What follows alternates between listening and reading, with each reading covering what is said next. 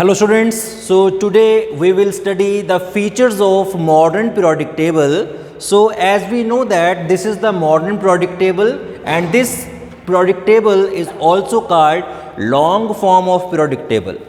इस periodic table को long form of periodic table भी कहा जाता है और उसके पीछे रीज़न क्या है कि ये काफ़ी लेंथी है, इसके अंदर बहुत सारे एलिमेंट्स हैं जो कि नए इसके अंदर आ चुके हैं और इसको लॉन्ग फॉर्म कहने का एक और रीज़न है कि इसके अंदर के जो पीरियड्स हैं या ग्रुप्स हैं तो ग्रुप्स का जो नंबर है वो काफ़ी ज़्यादा हो गया as compare to Mendeleev's periodic table. So in this periodic table we can see that there are total 18 groups. Okay, in this table there are total 18 groups. This is the group 1, this is the group 2, this is the group 3rd, 4th, 5th, 6th, 7th, 8th, 9th, 10th, 11th, 12th, 13th, 14th, 15th, 16th, 17th and 18th. So there are total 18 groups and also there are 7 periods which are numbered as 1, 2, 3, 4, 5, 6 and 7. Okay? So इस modern periodic table में आपको 7 periods नजर आएंगे 1, 2, 3, 4, 5, 6 and 7 and there are total 18 groups. यहाँ पर 18 यानी कि 18 groups होते हैं. So in the first group there are only 2 elements that is hydrogen and helium, right? This table is constructed on the basis of atomic numbers. So elements are arranged in the increasing order of atomic numbers. The first element is hydrogen with atomic number 1 and the second one is helium with atomic number 2. The third one is lithium with atomic number 3, then beryllium, boron, carbon, nitrogen, oxygen, fluorine, neon, right? Sodium, magnesium, aluminium, silicon, phosphorus, sulfur, chlorine, argon. In this way we have arranged 118 elements, 118 elements in increasing order of their atomic numbers, right?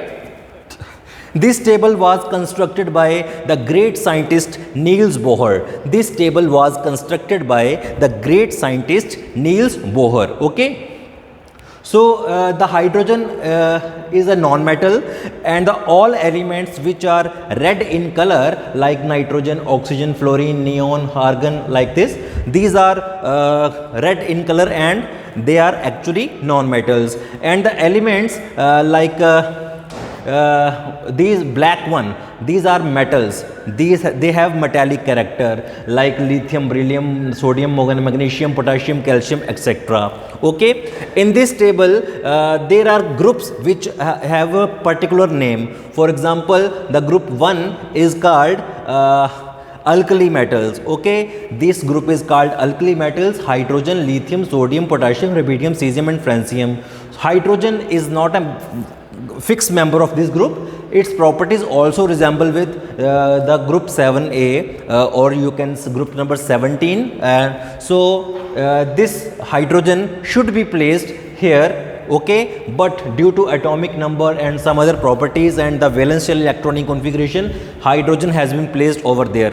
Okay, so now the elements like lithium, sodium, potassium, rubidium, cesium and francium are metals while hydrogen is non-metals. So except hydrogen, the elements from lithium to francium in the first group is called alkali metals because when they react with water they form hydroxides and these hydroxides are basic in nature, they are alkaline in nature. That is why this group is called alkali metal, sorry. Next is alkaline earth metal. Most of these metals are obtained from earth and their hydroxides are also alkaline in nature. That is why group 2 is called alkaline earth metals because these metals are obtained from earth. Okay. Next is boron family. Boron, aluminium, gallium, indium and thallium. Okay, so these elements, this group is the 13th group and it is called boron family. The next group is carbon, silicon, germanium, tin and lead. So this group is called carbon family. Similarly, the next group is 15th group. This group has 5 members: nitrogen, phosphorus, arsenic, antimony and bismuth. And this group is called pnictogens or nitrogen family. Okay, so the next one is oxygen family, which is also called chalcogens. Chalcogens means ore forming compounds or ore forming elements. So most of the ores of metals are found in the form of oxides, like, okay. So that is why these metals, these elements are called oxygen family or chalcogens. The next one is fluorine, chlorine, bromine, iodine and acetylene. This is the most reactive group of the periodic table, and this is a halogen. These elements are called halogens. Halogen word has a meaning that halo means sea salt, and gen means born or producer. So these elements are sea salt producer, like sodium chloride. We know that many of the salts are many of salts are formed in the form of chlorides, fluorides, like that, chlorides, fluoride, bromides, iodide, like that, okay. So these are sea salt forming elements. The next one is inert gases, that is helium, neon, argon, krypton, xenon and radon. This group is the very inert group, and they do not react with any other element except xenon, okay. So these elements have fully filled electronic configuration and they are very stable, and this group is called inert gases or noble gases or zero elements, because they show zero covalency, zero frequency. So this group is the rarest in the environment, so that is why these gases are also called rare gases. All these are gases, okay. All these are gases. Nitrogen is gas, oxygen is gas, fluorine is gas, chlorine is gas. So all the red one are gases. In this table we have seen that there are some blue color elements like mercury, gallium, bromine, cesium and francium. These are liquid at room temperature. Mercury is the only metal which is liquid at room temperature, okay. So these are the metals which are shown by blue are liquid, okay. So after that we have seen that this table is made up in accordance with the atomic number. So 1, 2, 3, 4, 5, 6, like that. But we have seen that there is cesium which is 55. In the 6th period you can see 55, 56, 57 and then 72. So where the 14 elements have gone from 57 to 72, where are the elements? So these elements are this is written that this is the period number 6 again. So 50, after 57 there is 58, 59, 60, 61 up to 71, and after 71 the next element is 72, which is hafnium, okay. So why we have written these elements which are in the middle of 57 and 72 in a separate period? Why? Because their properties are quite different from all these elements and they are similar to each other. That is why we have placed them in outside the main product table.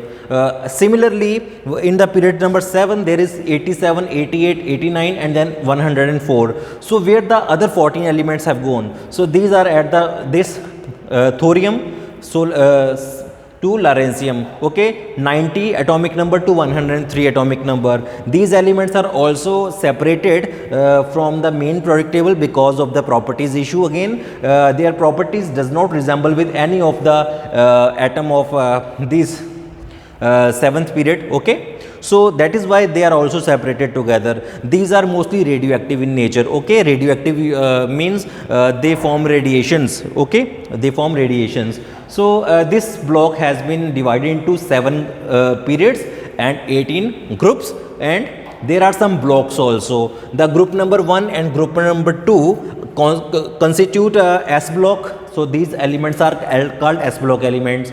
So these elements from group number 13 to group number 18 are called P block elements. So similarly, group number 3 to 12 are called D block elements, or these are also called transition elements. And this lanthanides, this series is called lanthanides because after lanthanum the other 14 elements are there.